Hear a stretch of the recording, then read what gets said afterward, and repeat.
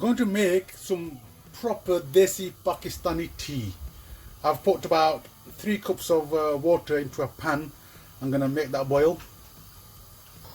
When it starts to bubble like this, I'm going to add 1, 2, 3, 4, 5 tea bags in there, and I'm going to let the water boil, boil and boil and boil again. Let it boil some more. Let it boil some more so that the flavour of the tea bag gets diffused into the water. Ready for some milk now.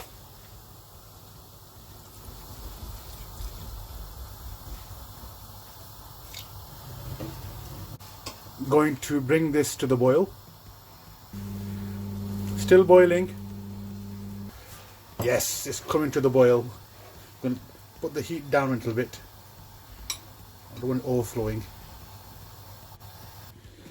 Put your sugar in to taste. Going to let it simmer like this for about 4 or 5 minutes. Yes, sirree! I think that tea's made now. Turn off the gas.